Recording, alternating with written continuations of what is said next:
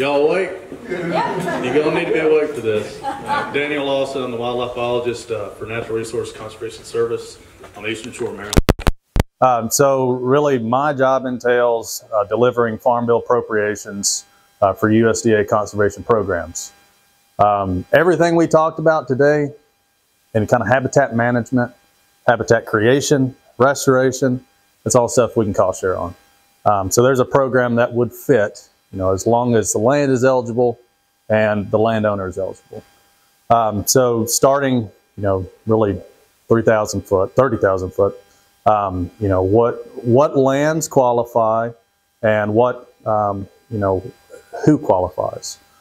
So normally we're working on cropland or associated croplands. And the land, we're either working with a landowner or a cooperator, that has some control or some interest in that property. So really as I mentioned, we have a broad suite of programs. Most of them can address some of the same resource concerns.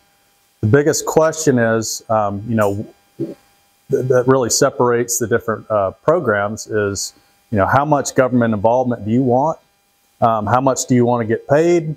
And, really what your objectives are. So starting at I would say the least government involvement is going to be EQIP, which is the Environmental Quality Incentives Program. Typically we're doing cost share from 75 to 90% of the estimated cost to complete a practice. So say you want to do prescribed fire, we have a flat rate to cover that. So participating with us, make sure that those resource concerns are met through that practice. On top of that, we have also we're using a lot for forestry practices is Conservation Stewardship Program. This one is mainly focused at landowners that are already meeting some resource concerns, doing good management on the land. We want to reward you for that. So these run in 5-year contract lengths, and you get paid based on, number one, what resource concerns are you already meeting? And number two, what practices are you doing, to further that goal? So minimum payment per year, $4,000 flat for doing nothing. Essentially. And then you get paid, for whatever practice or enhancement that you're doing on the land. So the ticket to ride there is really having a forest stewardship plan. Either written by the county forester or a licensed forester outside of that. So anything in that forest management plan, we can cost share for. At least incentivize you to do it in a way that benefits wildlife or meets another type of resource concern. So another one you guys are probably familiar with. This mainly takes place on pasture land and cropland. Which is a Conservation Reserve Program or Conservation Reserve Enhancement Program, so CRP and CREP.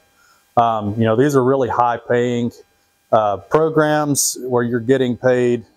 Number one, up front, you're getting cost share, to implement the practice. So for like wetlands, as we discussed earlier, the program there is CP23. You guys probably don't care about that. It's wetland restoration. But really you're getting up to 100% cost share to do the practice, 100% cost share to install the practice. And then on top of that, every year you get paid a soil rental rate to keep it in that practice. So long term, you can keep it in there as long as you want, and you're compensated for that land you're taking out. And we have CREP on the Eastern Shore of Maryland, which is a really high paying program. You're looking at soil rental rates really, up to $400 at least in some areas. So it's pretty lucrative. You're definitely getting incentivized for taking that land out of production.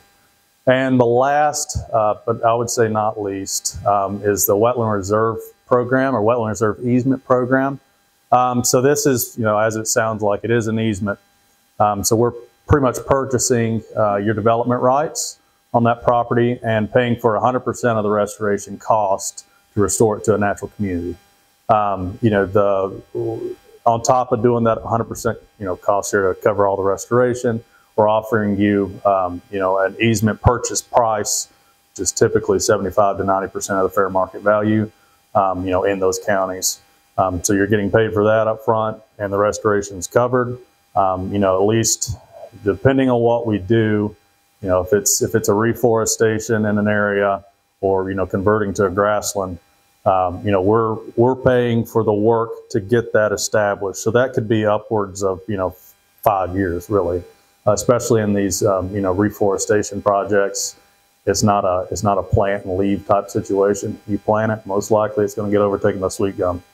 On a wetland reserve, to meet that criteria of restoring a wetland, typically, you're looking at wetter soils, and things that are really productive on those soils, typically sweet gum. So if we're doing a reforestation there, sweet gum is going to overtake pretty quick. So you got to have some sort of long-term management just to get that established. And we help coordinate contractors come in and do the work just to make sure that it becomes established. So really, and we'll be, if you enter into that program, we're involved in perpetuity, of you holding that land. So any kind of concerns that you have, we always offer technical advice and assistance. That's always free.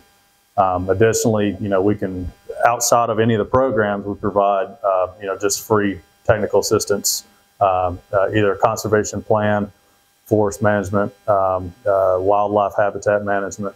Those are always a free service, and I'd come out and consult with you at any time. So I guess that's pretty much a broad overview of the services we offer. If you guys have any specific questions, I can field those.